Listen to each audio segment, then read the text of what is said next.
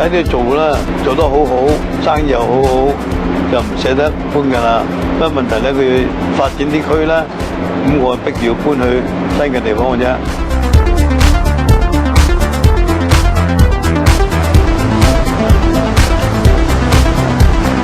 90歲嘅雞叔係雞記麻雀館嘅第2代掌舵人，細細個就喺阿爸間雀館度蒲，但就冇影響佢嘅努力，考咗入去九華同埋喇沙。但係因為日軍佔領香港，搞到停學，之後就着草返大陸。到日軍撤離香港，佢就返嚟當咗1年差，後尾去搞生意，交公仔啊、魚翅啊、玉石乜都有咁滯啊。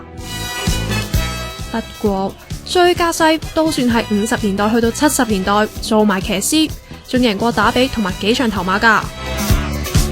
到咗55年嗰陣，港英政府想取締麻雀館，英文叻叻聲嘅佢就同阿爸出頭去游說。唔係啲麻雀行嗰啲好多都冇乜學識㗎，又冇乜膽量㗎，咁我就講就懵住面嚟去啦，又要希望救翻間麻雀館啦。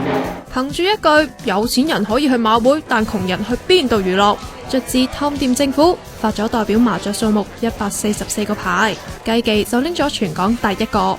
不過坐唔定嘅佢，63年再開工廠做公仔，但係因為買家嘅問題，搞到佢損晒手啊！因為我以前咧就失敗咗，咁咧就做工廠失敗咗，咁咧就即係諗住老豆啲嘢，我哋開翻間啦咁樣。85年開觀塘分店嗰陣，仲請埋當紅明星撐場，不知幾咁風光啊！我一開咗到而家路都好好，開到今時間咧都好安定，深刻得都冇咩嘅，呢度對我哋就即係人哋好嘅，我對人哋好啲。啲或者個爛仔嚟搞啲咧，都好俾面唔敢嘅，因為我咧紅黑白我都同我都好好嘅。雞記37年嚟都未試過出事，靠嘅仲有遍佈天花嘅閉路電視。不過避得過賊仔，亦捱過金融風暴同埋沙士，可惜敵唔過時代巨輪，要面臨搬遷。嚟緊嘅禮拜六就會宴請街坊送別。雖然係一個80年嘅老行業，但係都要不停求變啦、求新，同埋要係跟翻個潮流咯。靠抽水5%，一鋪上落600蚊到36000，加埋電動麻雀機打全沖，一鋪牌啊，淨係需要3分鐘咋。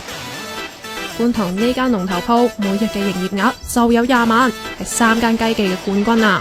我諗喺生意方面咧，我希望雞記生意係可以繼續落去啦，因為始終係我阿爺嗰一代開始嘅，而亦都係香港第1間麻雀館。咁當然我哋作為第3代，想將雞記延續落去啦。雞叔同阿仔 Wilson 已經喺康寧道揾咗新鋪，禮拜日再戰江湖。